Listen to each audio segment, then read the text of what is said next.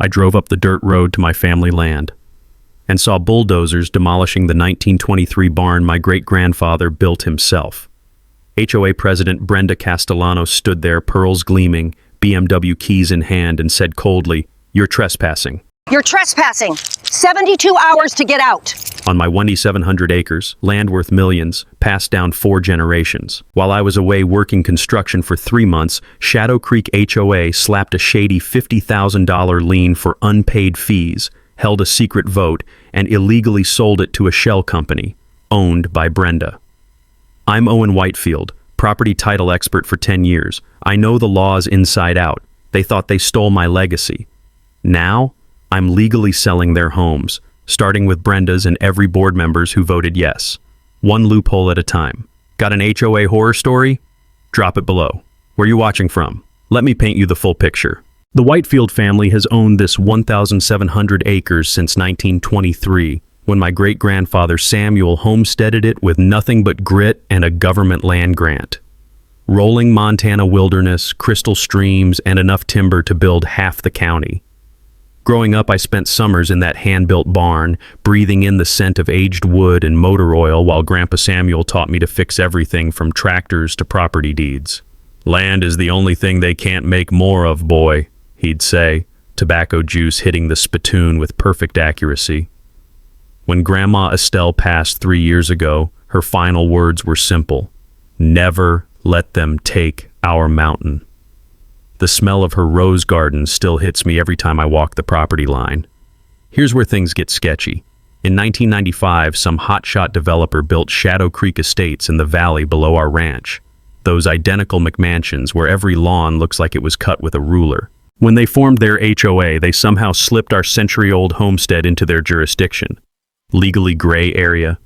You bet. But Grandma was 87 and tired of fighting City Hall. The HOA demanded $247 annually for community beautification, for wilderness that was beautiful before their subdivision existed. I set up autopay because arguing with bureaucrats gives me heartburn. Then came Brenda Castellanos. Think soccer mom meets mob boss. 52, former realtor, climbed the HOA ladder by volunteering for every petty committee until she controlled the whole board. Silver hair styled weekly, pearl necklaces worth more than most cars, driving a BMW with vanity plates, HOA queen. I'm not making this up. Brenda had a problem. She owed $2.3 million to some very impatient creditors. Failed real estate flips, casino debts, and a lifestyle she couldn't afford. The woman was financially drowning and eyeing my property like a life preserver. Her first attack came while I was working a bridge project in Denver. A certified letter appeared on my kitchen table, forwarded by my neighbor Jake, who still had my spare key from high school. The envelope felt heavy with legal threats. Environmental hazard assessment, $50,000. Immediate payment required or face emergency remediation procedures. The letter was pure legal fiction, municipal codes that didn't exist, environmental violations made from whole cloth. Her brother-in-law's law firm signature made it look official, but I'd seen enough fraudulent documents to smell the bullshit through the paper. When I called their office, the secretary Dorothy whispered, "Honey, you didn't hear this from me, but she's got development plans spread across her office. Shopping centers, condos, the whole 9 yards. She keeps saying your mountain's gonna make her rich." That's when the pieces clicked. I'd been quietly researching my property's mineral rights for years, part of my title research business. Conservative estimates put the natural gas reserves under my land at $47 million. Brenda had done her homework and figured out what I was sitting on. But here's what Brenda didn't know. While she was spending 10 years terrorizing homeowners with fake violations and trumped-up fees, I was spending 10 years learning every loophole in Montana property law, every technical requirement, every bureaucratic weakness that could turn her own system against her. See, when your day job is helping families fight corrupt developers, you learn that David doesn't beat Goliath with a slingshot. David beats Goliath by reading the fine print that Goliath was too arrogant to check. The morning I drove back from Denver and saw those bulldozers tearing down Samuel's barn, I knew exactly what legal weapons I was about to unleash. Brenda thought she was stealing from some construction worker who'd fold under pressure. She was about to discover that this construction worker had spent a decade collecting every tool needed to demolish her entire criminal operation. Game on, Brenda. 3 days after I got back from Denver, Brenda declared war with a move so dirty it would make a politician blush. An emergency HOA meeting appeared on my doorstep, held yesterday at 2 p.m. while I was working. Convenient timing, right? The board unanimously voted to slap me with a $75,000 special assessment for immediate fire hazard cleanup. According to their documentation, my pristine wilderness was apparently a tinderbox, ready to burn down half of Montana. The evidence package looked professional. Glossy photos of dead timber and overgrown brush that would scare any insurance adjuster. One problem. I recognized that distinctive red barn in the background. I'd seen it at a foreclosure auction 50 miles away last year. Brenda had literally Googled forest fire hazard and printed random photos to justify stealing my land. The woman delivered the assessment notice personally, her cheap floral perfume mixing with the scent of pine needles as she stood on my front porch. Those pearl necklaces caught the afternoon light like armor plating. Marcus, this is unfortunate, but community safety comes first. $75,000 might seem steep, but think of it as protecting everyone's investment. I almost burst out laughing. The sheer audacity was beautiful in its stupidity. Brenda, I appreciate the concern. Let me review this with my attorney. Her smile cracked like old paint. Attorney? Owen, there's no need for lawyers between neighbors. That night, I spread my research across the dining table, original homestead documents, survey maps, legal precedents I'd collected over the years. The sound of coyotes howling in the distance kept me company as I worked past midnight, cross-referencing every detail. My grandfather always said the devil hides in the details, but so does salvation, if you know where to look. First red flag, emergency meetings requiring advance notice under Montana law. I'd learned this helping the Rodriguez family fight a similar HOA scam 3 years ago. Any assessment over $1,000 needs 14 days written notice to affected owners. This little-known provision protects homeowners from exactly these surprise attacks. Brenda's emergency violated state sunshine laws from the start. Second discovery made my pulse quicken. Samuel's 1923 homestead patent included federal protections specifically designed to prevent local interference. The old-timers knew bureaucrats would try this someday. But the real game changer came from an environmental study I'd commissioned for insurance purposes 2 years back. My property wasn't just wilderness, it hosted a protected grizzly bear population. Federal law made any development a criminal offense punishable by massive fines and prison time. I filed complaints with Montana's HOA regulatory board the next morning, then requested an independent environmental survey paid for by HOA funds. State law when assessments are disputed. Every move calculated, every step documented. Brenda's counterattack came within hours. Private security to monitor my property. 2 guys in a beat-up Ford pickup, following me around with clipboards like I was some kind of environmental terrorist. The security detail turned out to be Jake Morrison and his cousin Danny, guys I'd played football with in high school. Jake cornered me by the barn, grinning like we were planning senior skip day. Marcus, this crazy lady's paying us $20 an hour to watch you walk around your own land. She wants reports on your suspicious environmental violations and anyone you meet with. And what are you reporting? That your property's the cleanest, best-maintained wilderness in 3 counties. Hope that's okay with you. I started building my coalition, connecting with other victims while documenting Brenda's pattern. Mrs. Tessa lost her family garden to fabricated deed violations, $15,000 in forced landscaping costs. The Hendersons paid $8,000 removing a flagpole for aesthetic compliance. The Kowalski family surrendered their children's swing set for not being architecturally consistent. Every story followed the same playbook. Target vulnerable families who couldn't afford prolonged legal battles, then squeeze them with bogus violations until they paid up or sold out. But Brenda's plan backfired spectacularly when the independent environmental survey arrived. Pete Hoffman, the state-certified surveyor, delivered results that made my day. Not only was my property fire safe, it was a federally protected wildlife corridor. The grizzly habitat designation meant any development attempt would trigger automatic federal prosecution. Son, Pete drawled, tobacco juice hitting the dirt with perfect accuracy. This land's so protected under federal conservation laws, even thinking about cutting firewood could land someone in federal prison. And those mineral rights you mentioned? Untouchable as long as surface habitat stays intact. The taste of victory was sweet as morning coffee. Brenda had just attempted to steal the most legally bulletproof piece of property in Montana. Federal environmental protections, homestead patent priority, and state sunshine law violations. I had enough ammunition to end her criminal enterprise and send her to prison. But I wasn't done collecting evidence yet. The real fun was just beginning. Brenda's next move came exactly 37 days later, one day before Montana's legal deadline for contesting property assessments. Clearly someone had been studying the rulebook, but apparently skipped the chapter on not committing federal crimes.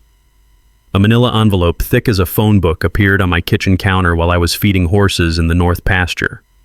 The paperwork inside smelled like expensive desperation, that particular cocktail of legal intimidation and sweaty palms that comes with badly forged documents. Emergency foreclosure proceedings, the cover letter screamed in blood-red text. Outstanding balance, $127,000, including accumulated fees, penalties, compound interest, and legal costs dating back 18 months.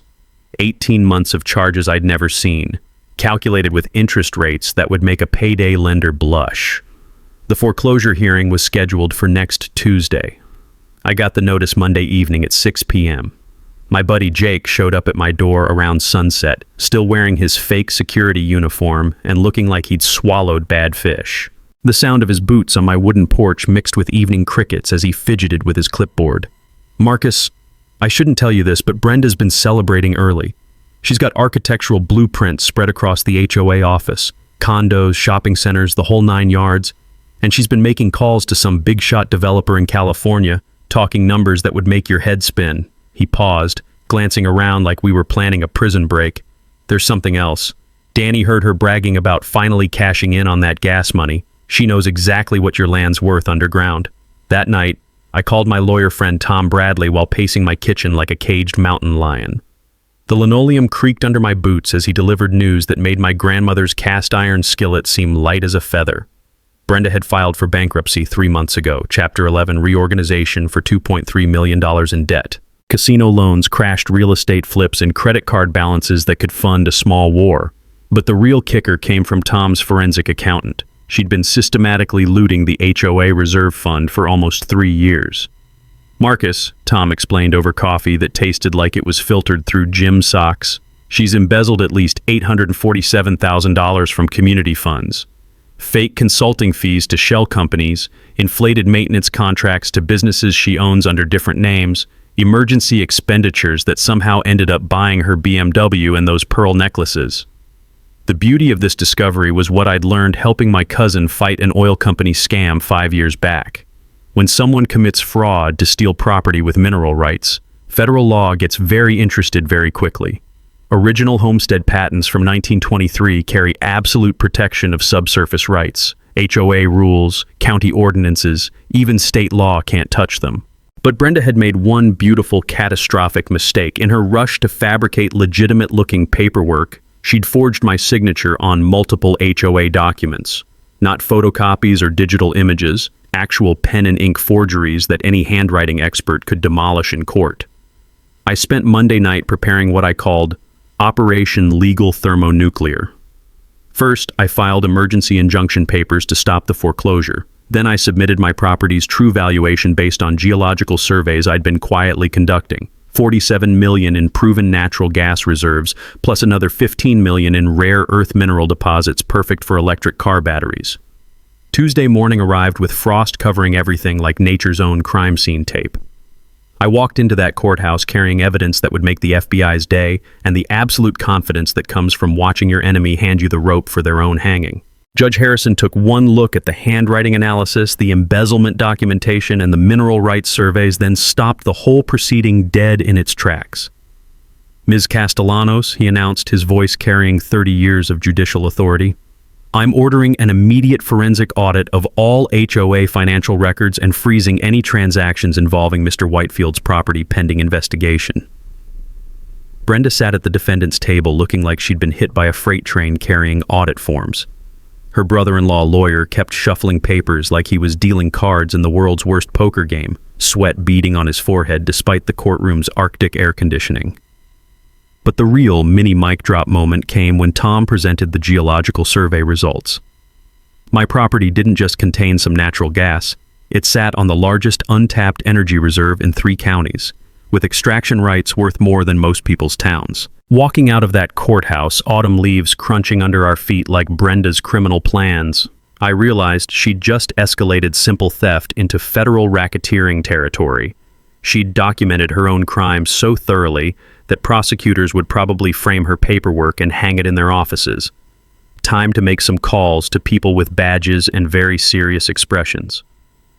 May 15th, the day Brenda Castellanos officially lost her damn mind. I was replacing fence posts when Jake came roaring up my dirt road like his truck was being chased by angry wasps. Dust cloud behind him, engine screaming, brakes squealing as he skidded sideways and jumped out waving his phone like he'd just filmed Bigfoot. "Marcus, holy shit, you gotta see this!" The security footage from his phone showed Brenda's morning board meeting, her and 3 puppet board members sitting around the HOA conference room while normal people were at work. Thanks to Jake's accidentally placed recording equipment, every word came through clear as a confession booth. "Motion to sell the Whitefield property for delinquent assessments," Brenda announced like she was ordering coffee. "All in favor?" 4 hands shot up faster than kids volunteering for recess. "Motion carries. Sale price, $50,000 to Castellanos Development LLC." The paperwork was already prepared, signatures dried, county recorder contacted. They'd backdated everything to look legitimate and filed the sale before lunch. By sunset, bright yellow "sold" signs sprouted across my property like poisonous mushrooms. I discovered the theft driving home from town, those signs scattered across my land like some psychotic scavenger hunt. The smell of fresh paint mixed with diesel exhaust from survey crews already staking out my grandmother's rose garden for destruction. That's when I learned what real fury feels like. It starts in your gut like spoiled milk, climbs through your chest like battery acid, and settles behind your eyeballs like the mother of all migraines. My forensic accountant, Sarah Tessa, called that evening with news that made my blood pressure spike into orbit. Her voice carried the barely controlled excitement of someone who just struck gold in a fraud mine. "Marcus, I traced the money through 3 LLCs, 2 offshore accounts, and a Cayman Islands shell company. Brenda's been running this scam for 4 years, targeting 12 other families during vulnerable periods. Military deployments, medical emergencies, job transfers, classic predator timing. She's stolen over $2 million in property values through manufactured violations." But Sarah's real bombshell made my kitchen table feel like it was tilting. Brenda owed $3.7 million to an offshore development consortium with organized crime connections. My property wasn't her retirement plan. It was collateral for a $12 million loan she'd already blown on failed investments. "She promised them your mineral rights as security," Sarah explained. "If she can't deliver, she's facing consequences that make prison look like summer camp." Time to deploy my nuclear option. I pulled out water rights research I'd been saving like ammunition, documentation proving my 1923 homestead controlled 85% of the aquifer supplying Shadow Creek estates. 3 years ago, I'd helped the Patterson family use Montana's prior appropriation doctrine against a mining company trying to steal their water. The law's beautifully simple. Oldest claims win, period. Newer developments get whatever's left over, which in drought years means absolutely nothing. Translation: I could legally turn off water to 300 suburban homes whenever I felt like it. That evening, I filed priority water rights claims with the State Bureau, then sent certified letters to every Shadow Creek household explaining their situation. The message was surgical. Your HOA president illegally sold my property, and your water supply flows through land she no longer controls. My phone started ringing before the mail carrier finished his route.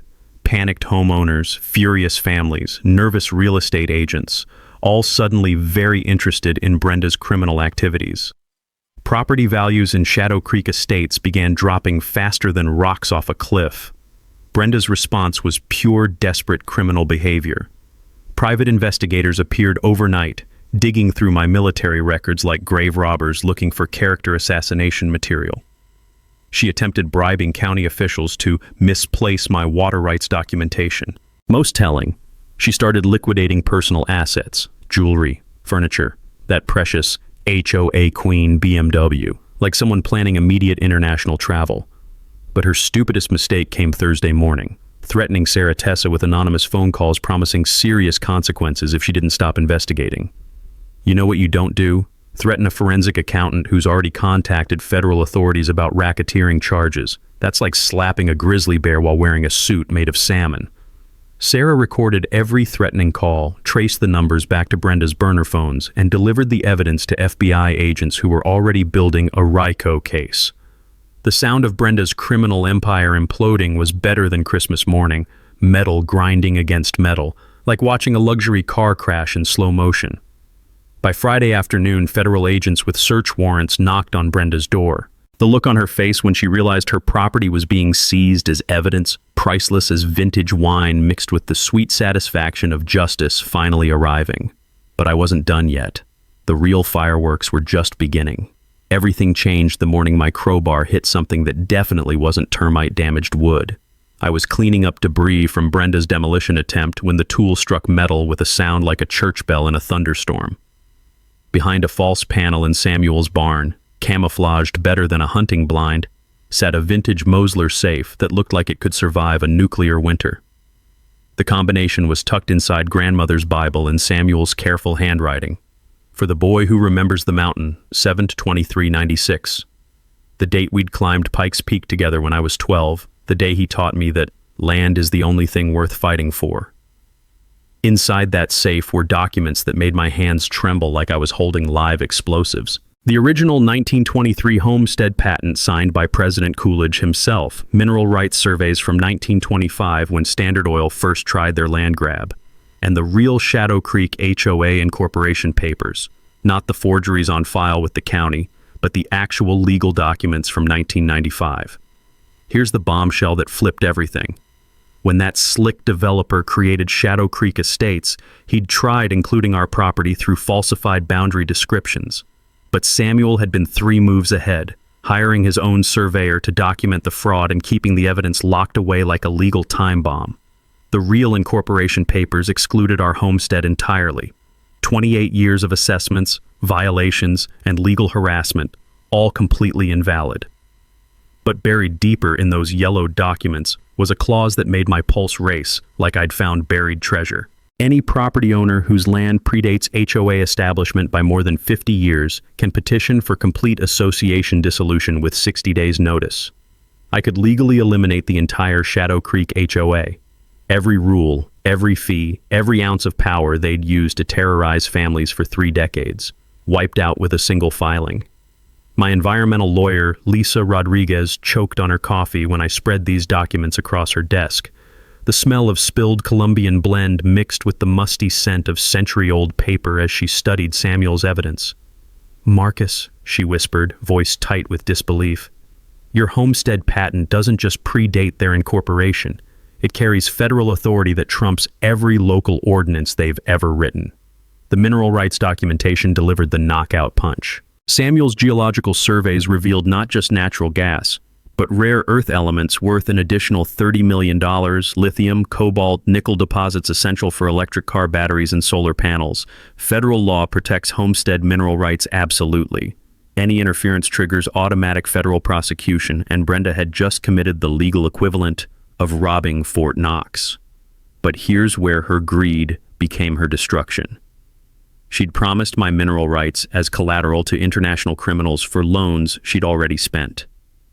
Fraud against federal protected resources carries mandatory prison time and complete asset forfeiture. That afternoon, I convened a war council that would make generals jealous. FBI financial crimes, Montana Attorney General, my legal team, and enough evidence to end careers. The conference room reeked of fresh legal pads and the kind of tension that comes with landmark cases. "Gentlemen," I announced, spreading Samuel's papers like a royal flush at the World Series of Poker, "Brenda Castellanos just committed federal mineral rights fraud worth $77 million, RICO violations, and international conspiracy charges." FBI agent Sarah Manning studied the documents with surgical precision. "Mr. Whitefield, this evidence suggests a criminal enterprise specifically targeting federal protected properties. We're looking at conspiracy, racketeering, and international money laundering." Lisa grinned like a shark smelling blood. "Marcus, you don't just have power to stop Brenda's theft, you have authority to dissolve her HOA, seize all criminal assets, and recover every stolen penny for other victims." the taste of absolute victory mixed with anticipation of the legal war I was about to unleash. Time to teach Brenda what happens when you steal from the wrong mountain man. Operation Homestead Justice launched at 5 a.m. with coffee strong enough to strip paint and a battle plan that would make Special Forces generals jealous. I transformed grandmother's dining room into a war room, covering every surface with legal documents, property maps, and enough evidence to sink a battleship. The smell of fresh ink mixed with sizzling bacon as I outlined my three-phase attack: legal annihilation, financial warfare, and a physical evidence trap that would catch Brenda red-handed. Phase 1. The Federal Patent Gambit. Lisa Rodriguez and I drove to Helena with Samuel's original homestead documents, walking into the Bureau of Land Management like we were carrying nuclear launch codes. The clerk, a grizzled veteran named Frank, whistled appreciatively while examining century-old paperwork. "Son, federal homestead patents carry what we call superior federal authority," Frank explained, stamping our filing with obvious satisfaction. "They override every local ordinance, HOA rule, and municipal interference. File this correctly, and you can dissolve local associations, reclaim mineral rights, and override county decisions." The key insight every property owner should know: federal patents always trump local authority, but you must file specific forms within 60 days of any threat. Phase 2. Financial warfare preparation. Sarah Tessa had mapped Brenda's money laundering operation like a GPS system, tracing funds through 17 shell companies across 3 countries. We prepared coordinated bank freeze orders using the Federal Asset Forfeiture Program, a little-known provision allowing seizure of any property purchased with criminal proceeds. "Marcus," Sarah explained while organizing evidence binders, "RICO forfeiture works backward through time. Every asset purchased with stolen money gets seized and auctioned to compensate victims. Her BMW, jewelry, even that ridiculous pearl collection, all becomes restitution funding." This powerful tool works for any organized criminal activity, but requires specific documentation proving money trail connections. Phase 3. The physical evidence trap. Jake Morrison helped install military-grade surveillance throughout my property: motion-activated cameras disguised as birdhouses, audio recording devices hidden in fence posts, and GPS trackers that would document every trespass attempt. "This gear is available to any property owner through security supply companies," Jake grinned while mounting a camera that looked exactly like a woodpecker nest. "Wireless trail cameras, cellular upload capability, night vision recording, all legal for property protection and admissible in federal court if properly installed." But the masterstroke was weaponizing my water rights authority. I filed priority water claim documentation with Montana's Department of Natural Resources, establishing legal control over 85% of Shadow Creek's water supply. Under prior appropriation doctrine, the oldest claims win absolutely, a principle that protects original homesteaders but requires specific state filings to enforce. The Community Coalition provided our secret weapon. 73 victimized families gathered in the community center Brenda had tried to condemn, sharing stories that would make federal prosecutors salivate. Mrs. Tessa's voice shook, describing how Brenda forced destruction of her veteran husband's memorial garden for landscape violations. "They targeted us during my cancer treatment," whispered elderly Mr. Patterson, his voice barely audible above the coffee maker's gurgling. "50,000 in emergency assessments while I was in chemotherapy. Said our lawn wasn't green enough."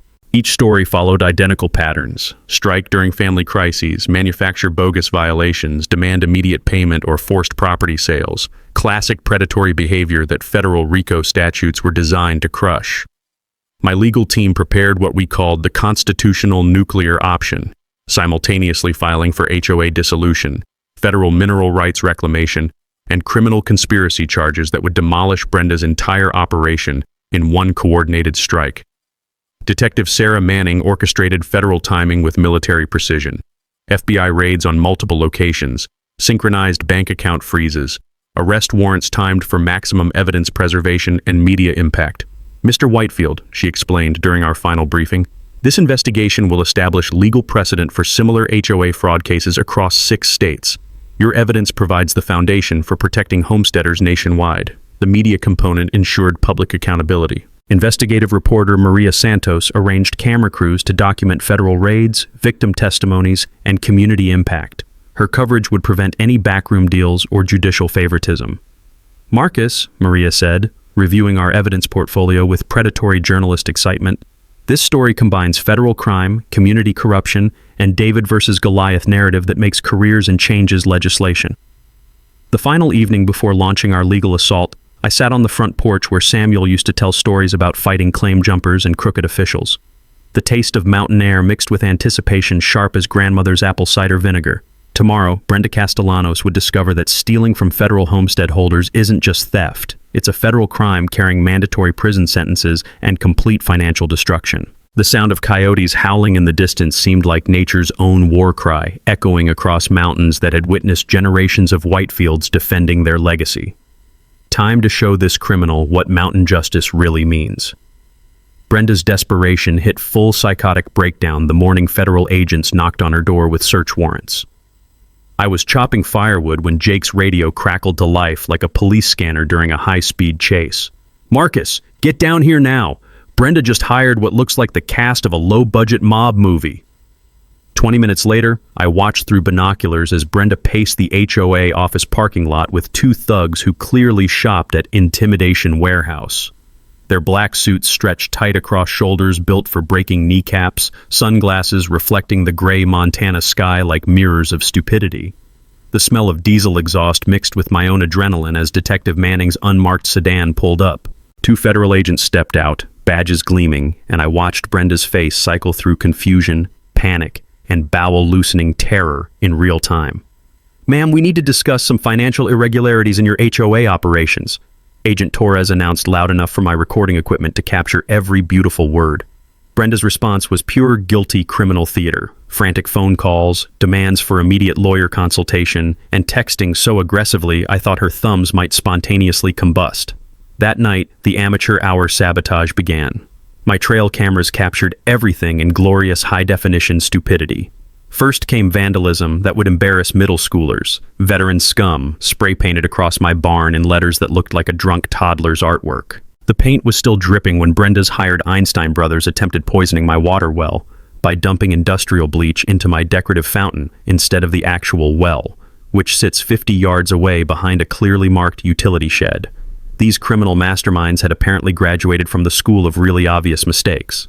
But the real comedy gold came at midnight when my motion sensors triggered, capturing Brenda herself sneaking around my property line dressed in black like some suburban ninja wannabe. The woman spent 45 minutes trying to make healthy pine trees look diseased by duct taping dead branches to them with enough adhesive to build a space shuttle. "Marcus," Jake wheezed between fits of laughter while showing me the footage. She brought a stepladder and a headlamp like she was decorating for the world's worst Christmas. It looks like a craft project designed by someone having a nervous breakdown. Tuesday morning brought Brenda's most desperate gambit, false police reports claiming I'd threatened her with graphic violence at Miller's Market. According to her Oscar-worthy statement, I'd allegedly cornered her in the produce section and made specific threats involving farm equipment and bodily harm. One tiny problem with her story: I'd been 300 miles away in Denver that entire day, testifying in federal court about unrelated property fraud. Security cameras, federal marshals, and courthouse records documented my location every minute from dawn to dusk. Sheriff Davies called that evening, his voice carrying the bone-deep weariness of someone investigating obviously fictional crimes. "Marcus, I'm legally required to follow up on these allegations, but this woman's story has more holes than a practice shooting target. She claims you threatened her at 2 p.m., but surveillance footage shows she wasn't even in town that day." The harassment campaign against my coalition families escalated into pure hate crime territory. Anonymous calls at 3 a.m. featuring heavy breathing and threats. Dead animals stuffed into mailboxes with notes reading, "Stop helping the crazy soldier." Mrs. Tessa discovered her late husband's Purple Heart and Bronze Star medals scattered across her yard like trash, deliberately desecrated by someone with serious mental problems. But Brenda's nuclear stupidity moment came Thursday afternoon when she attempted bribing County Assessor Jim Hartley with $25,000 cash to make my water rights documentation accidentally disappear. What she didn't realize, Jim had been wearing federal recording equipment for 2 weeks, cooperating with investigators who were building an airtight RICO case against her criminal enterprise. Mrs. Castellanos, the crystal-clear audio revealed, if certain homestead documents got misplaced, and if water rights surveys suffered unfortunate accidents, would that resolve your current legal difficulties? How much? Brenda's voice cracked with desperation, thick as winter syrup. 25,000 cash, and I never saw any federal patents or mineral rights claims. Federal prosecutors probably had that recording gold-plated and mounted on their office walls. By Friday, FBI surveillance teams documented Brenda's panicked asset liquidation. Furniture trucks, jewelry appraisers, luxury car dealers offering cash for immediate BMW sale. The woman was planning international flight from justice, and federal agents recorded every step of her attempted escape. The sound of her criminal empire imploding was sweeter than morning birdsong, mixed with the distant rumble of justice machinery finally grinding into gear. The taste of victory lingered sharp as grandmother's apple cider, mixed with anticipation of watching federal law enforcement demonstrate what happens when criminals target the wrong mountain family. Tomorrow would bring the public reckoning she'd earned through months of illegal stupidity. Brenda's final week of freedom played out like a criminal masterclass in self-destruction. Monday morning brought news that made my coffee taste like liquid victory. Federal prosecutors had unsealed a 47-count indictment against Brenda and 8 co-conspirators: racketeering, money laundering, conspiracy, attempted bribery, and my personal favorite, federal mineral rights fraud carrying mandatory 20-year sentences. I was replacing a gate hinge when Jake called with updates that sounded like Christmas morning announcements. "Marcus, FBI just raided Brenda's house with a moving truck. They're carting out computers, filing cabinets, and enough evidence boxes to build a fort." The raid footage, courtesy of Maria Santos's news crew, showed federal agents emerging from Brenda's mansion with bankers' boxes labeled financial records, shell company documents, and mineral rights fraud. Her precious BMW sat in the driveway with federal seizure stickers plastered across the windshield like parking tickets from hell. But Brenda wasn't finished destroying herself yet. Tuesday evening brought her most delusional move: a press conference outside the Shadow Creek Community Center, surrounded by the few remaining loyalists who hadn't figured out their queen was radioactive. The smell of desperation mixed with cheap perfume as she faced news cameras with the confidence of someone completely detached from reality. "This is a witch hunt against successful businesswoman by a disturbed veteran with clear mental health issues," she announced, adjusting pearl necklaces like armor plating. "Marcus Whitefield has been stalking and harassing our peaceful community for months, and federal authorities are being manipulated by his fabricated evidence." Maria Santos, seasoned investigative reporter who'd covered everything from mob trials to political corruption, asked the question that ended Brenda's media career. "Mrs. Castellanos, how do you explain the $847,000 in HOA funds deposited into your personal accounts over 3 years?" Brenda's response was pure panic mixed with criminal stupidity. Those were legitimate consulting fees for community development projects that federal agents have illegally seized through unconstitutional property theft. The sound of her credibility imploding was audible through television speakers across 3 counties. Wednesday brought the coalition's revenge phase, orchestrated with precision that would make generals weep with pride. 73 victimized families filed coordinated lawsuits demanding full restitution, punitive damages, and federal civil rights violations, compensation. The paperwork stack was thick enough to use as furniture. Mrs. Tessa's victim impact statement, delivered with quiet dignity that made grown reporters cry, described watching Brenda's thugs desecrate her veteran husband's purple heart like it was garbage. "He died defending this country's values," she testified, voice steady as mountain stone. "She dishonored his sacrifice for money she never earned." The Henderson family's testimony revealed Brenda had targeted their son's deployment to Afghanistan, demanding emergency assessments while he served in combat zones. Classic predator timing that federal prosecutors would use to demonstrate conspiracy patterns. But Thursday delivered the knockout punch that left Brenda's criminal enterprise as smoking rubble. Federal asset forfeiture agents arrived at her mansion with seizure warrants covering everything purchased with stolen HOA funds: furniture, jewelry, artwork, even kitchen appliances bought with community money. The inventory list read like a catalog of criminal lifestyle funded by stolen neighborhood fees. "Ma'am," Agent Torres announced while federal marshals tagged her designer furniture, "every asset purchased with proceeds from your criminal enterprise is subject to immediate seizure and auction for victim restitution." Brenda's response was pure entitled criminal meltdown, screaming about illegal government theft, demanding to speak with senators who wouldn't return her calls, and threatening lawsuits against federal agencies with budgets larger than small countries. The taste of justice was sweeter than my grandmother's apple pie, mixed with the satisfaction of watching arrogance meet federal law enforcement reality. Friday morning brought Brenda's final desperate gambit: attempted flight to a non-extradition country using a hastily obtained fake passport. Airport security footage showed her at Helena Regional with 2 suitcases, a bag containing $500,000 cash, and documents proving she'd been planning international escape for weeks. Federal agents arrested her at the departure gate, literally minutes before boarding a flight to the Cayman Islands, where her offshore accounts waited like criminal safety nets. Brenda Castellanos, Agent Manning announced for news cameras, documenting every moment. "You're under arrest for federal racketeering, conspiracy, attempted flight from prosecution, and violations of the Federal Mineral Rights Protection Act." The handcuffs clicking shut sounded like the final note of a symphony dedicated to mountain justice. Her criminal empire had lasted 4 years, stolen over $2 million, and terrorized dozens of families. It took federal law enforcement exactly 6 days to dismantle everything she'd built and ensure she'd spend the next decade learning about justice from the inside of a federal penitentiary. The sound of her world ending was music to my ears, sweet as coyotes howling victory songs across mountains that had witnessed 4 generations of Whitefields defending their legacy. Tomorrow would bring the public reckoning she'd earned through years of criminal stupidity. August 15th, 2023, the day Brenda Castellanos learned that federal justice doesn't negotiate. The Helena Federal Courthouse looked like a media circus had exploded across its granite steps. 12 news crews, live streams reaching 500,000 viewers, and over 200 community supporters carrying signs reading, "Justice for Shadow Creek," and "Prosecute HOA criminals."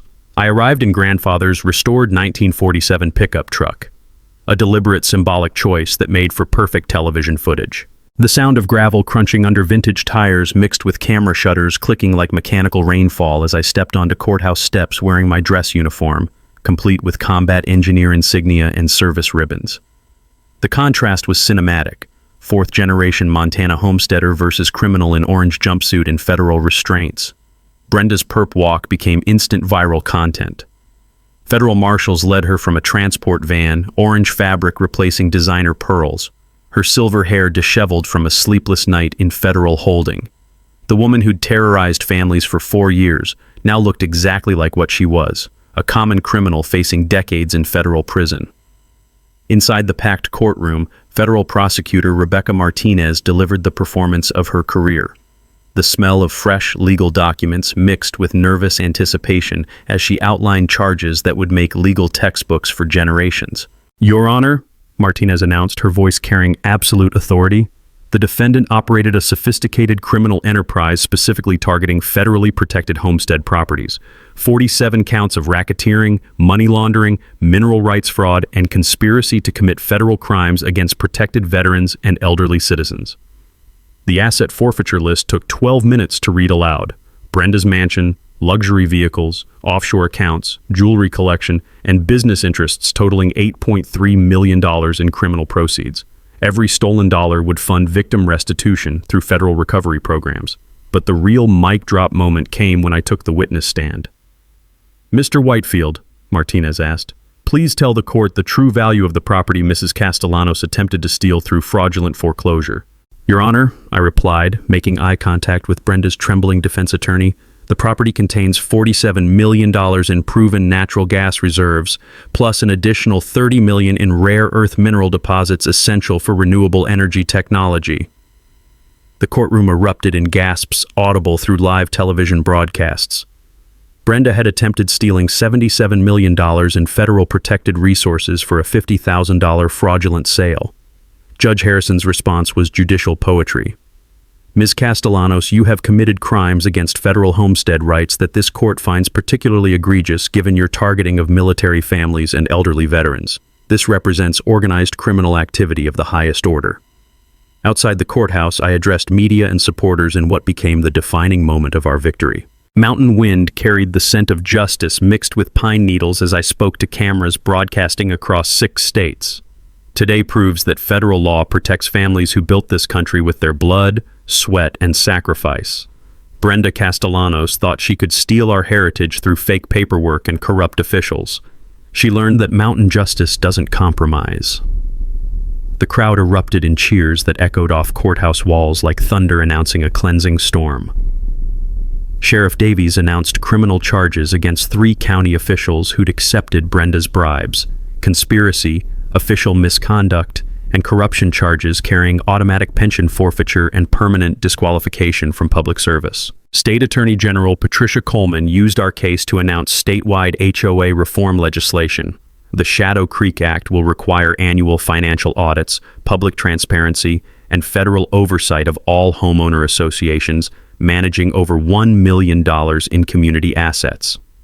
But the visual climax came when federal marshals escorted media through Brenda's seized mansion, documenting luxury items purchased with stolen HOA funds: Persian rugs, crystal chandeliers, artwork worth more than most families' annual income, all bought with money stolen from neighbors paying mandatory community fees. The 73-family Shadow Creek Justice Coalition marched from courthouse to my recovered property, carrying American flags and banners reading "Homestead Rights Protected" and "Federal Law Wins." The procession stretched half a mile, documented by news helicopters broadcasting hope to victimized communities nationwide. At the original homestead site, we held a ceremonial burning of fraudulent sale documents, while federal agents ensured legal compliance. The smell of burning lies mixed with smoke from my grandmother's chimney as families reclaimed properties stolen through years of criminal harassment. National HOA reform advocates declared Shadow Creek a watershed moment for property rights protection. Legal precedent established through our case would prevent similar mineral rights fraud across all 50 states.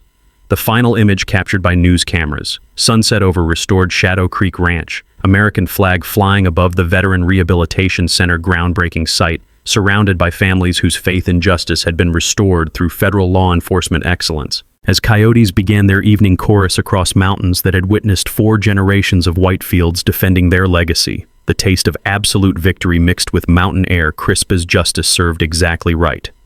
Brenda Castellanos was heading to federal prison.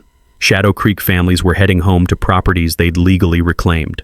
And I was heading to the next phase, building something beautiful where criminal greed had tried to destroy everything good. 6 months later, Shadow Creek had transformed from a community terrorized by criminal corruption into a model of what America's neighborhoods could become. The Shadow Creek Veterans Rehabilitation Center broke ground on 50 acres of my restored property, funded by $2.1 million in recovered criminal assets from Brenda's seized empire. The sound of construction equipment carried hope instead of theft as we built something that would honor veterans for generations. I stood watching bulldozers prepare foundations where Brenda's fake development had once threatened destruction, breathing mountain air that smelled like fresh possibilities mixed with sawdust from honest work. My marriage to Sarah took place in grandmother's restored rose garden, surrounded by coalition families who'd become extended family through shared struggle against injustice. Mrs. Tessa presented us with a quilt made from fabric pieces representing every family Brenda had victimized, a beautiful symbol of community healing through collective strength. "Marcus," she whispered during the ceremony, her eyes bright with tears of joy instead of sorrow, "your great-grandfather would be proud. You saved more than land. You saved our faith that good people can still win." We adopted 2 foster children whose military parents had died overseas, Tommy, 8, and Maria, 10, who needed the stability that comes from land no criminal could ever steal again. Watching them plant oak saplings on the original homestead site, I understood that protecting family legacy means creating space for future generations to grow strong roots. The Shadow Creek Foundation became our lasting gift to communities fighting similar corruption. Our $2.1 million endowment provides college scholarships for military children, free legal aid for families battling abusive HOA practices, and environmental education programs teaching sustainable land management to rural schools. The Veteran Job Training Center specializes in renewable energy careers, using rare earth minerals from my property to teach soldiers transitioning to civilian life how to build America's clean energy future. Former combat engineers now install solar panels and wind turbines across Montana, carrying skills from military service into environmental protection. Federal justice delivered exactly what mountain families needed. Brenda received 12 years in federal prison plus $7 million in restitution payments. Her 8 co-conspirators got sentences ranging from 2 to 8 years, with complete asset forfeiture ensuring victim compensation. 3 county officials lost jobs, pensions, and voting rights for accepting bribes. The message was clear. Corruption against veterans and elderly families carries consequences that destroy entire careers. The Shadow Creek Act passed Montana legislature unanimously, requiring annual financial audits and federal transparency standards for all HOA operations managing community assets over $500,000. 47 other states launched similar investigations, using our case as the template for protecting homesteaders nationwide. Property rights advocacy groups transformed our legal victory into training material for families fighting institutional corruption. The precedent we established prevents federal mineral rights theft and provides clear procedures for dissolving abusive homeowner associations. But the sweetest victory was personal healing. My property became what grandmother always envisioned, a place where families gather for annual freedom festivals, featuring local vendors, veteran support groups, and children playing safely on land protected by federal law. The restored barn houses are community meeting space where the Shadow Creek Justice Coalition continues helping other families fight HOA abuse. We've assisted 23 communities across 6 states, teaching ordinary people how to use federal law against organized corruption. Environmental protection exceeded our wildest hopes. The 50-acre wildlife preserve hosts returning grizzly bear families, protected under federal conservation status that makes development permanently illegal. Wildlife cameras capture nature reclaiming space that criminal greed had threatened to destroy. Tommy discovered a natural talent for environmental photography, documenting wildlife recovery with pictures that fill our foundation newsletter. Maria excels at mathematics, already planning to study renewable energy engineering like her adoptive father. The taste of complete victory lingered sweet as grandmother's apple pie, mixed with satisfaction that comes from building something permanent where evil had tried to plant temporary destruction. You know, Owen spent 10 years learning property rights as a side business. 10 years. And when Brenda tried to steal his family 1,700 acres with that $50,000 fraudulent sale, she had no idea what she was walking into. The thing about people like Brenda is they're used to winning through volume, through paperwork that looks official, through emergency meetings when you can't attend. They count on you getting overwhelmed, getting emotional, and maybe just giving up. But Owen didn't react. He researched. While she was busy forging signatures, he was quietly building a federal case that would end her criminal enterprise. That's the difference right there. She was playing checkers with stolen pieces, and he was playing chess with federal law. I have covered a lot of these HOA stories, and there's always a moment when the balance shifts, when the bully realized they picked the wrong target. Have you ever dealt with an HOA that thought they were above the law? Drop that in the comments. And if this story resonates with you, the, quiet justice, people standing up the right way, hit the subscribe button. There are more Marcus Wakefields out there than you think. Sometimes the best response is just letting the system work.